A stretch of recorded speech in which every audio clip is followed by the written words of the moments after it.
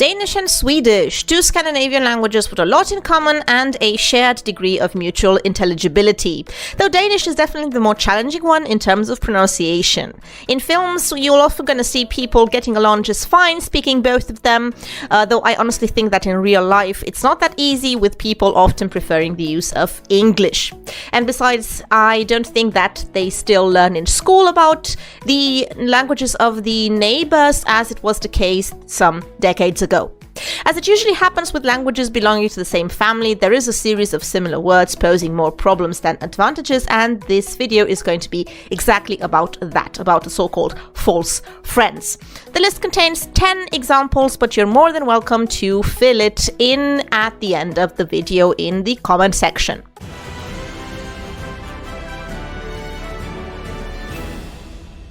I'm going to start with the word funny, which is rolig in Swedish, but the same word means calm in Danish.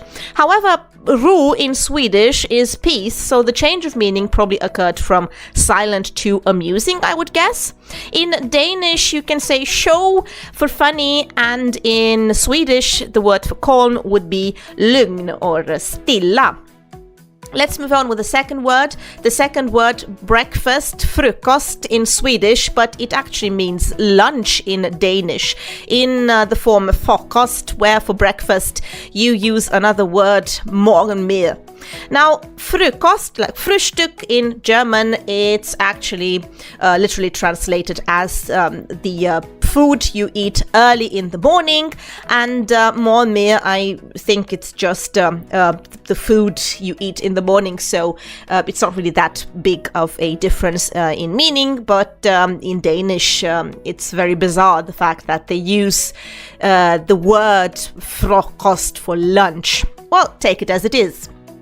The old word for boy, Plang, is still used as such in Danish. It also exists in Swedish, but just in the sense of farmhand, and it's also written with the umlaut, Plang. Swedish actually adopted the Finnish word for boy, which is poike, which is very interesting. The next word would be väska, and in Danish fiske. This is also very troublesome because fiske is a liquid in Danish, vätska in Swedish, whereas väska in Swedish is a bag, and in Danish you say taske. Think about Tasche in German. Another headache caused by Swedish is the word semester, which in many languages means exactly what you think, yet in Swedish it means a holiday. Ferie or olo, which actually is a leave of absence, to be more specific. These are the terms you use in Danish. And speaking of which, termin is the Swedish word for semester. Speaking about law, in Danish it's very similar to the English law, and it means just that, whereas in Swedish it is a bit different. Law in Swedish would be lag. Now, if you haven't heard about jantelagen, which is a fascinating concept, you should check out the video I made on that account. It's basically a more or less fictional set of typically Scandinavian cultural norms criticized for their egalitarian nature by a Danish-Norwegian author. The word for city is also very interesting because Danish and Norwegian use by from the verb meaning to live, to dwell, yet Swedish under German influence preferred stad for a city and kept by for village. And in Danish, a rural community is just landsby. So yeah, they just added land in front of the word. A very confusing one is the word for flower, which is blomma in Swedish, and blomst in Danish. It's confusing because in Danish, blomme actually means plum, which is plommon in Swedish. Equally confusing is the word for numerous, like a lot of things. Talrik, literally rich in numbers. Talrik in Swedish, so okay, nothing tremendous so far. However, if you shorten the vowel in Swedish and double the consonant, you'll get the word for plate, talrik. Tallerken in Danish. So, talrik, I think I should have pronounced the vowel when pronouncing it for the first time. If you want to laugh in Danish, you're going to say grina.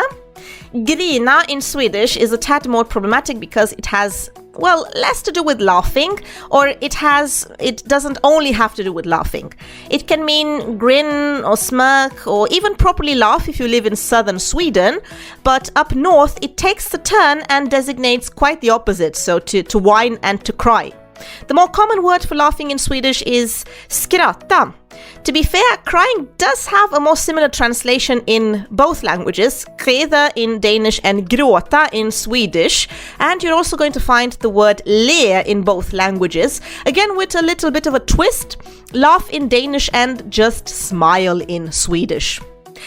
Alright, and a naughty bonus for you, the term bolle in Danish, not the noun because the noun is quite innocent, it only means a bread roll, but the verb has little to do with the noun unless you're very imaginative, I guess, since it means to shag in Swedish knulla. And bolla in Swedish, on the other hand, it just means to play a ball game.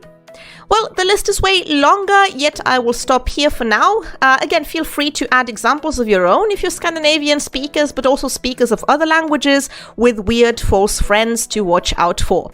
As a follow-up, you can also check out the one I made on Swedish German. Tack så mycket! Tusen tack!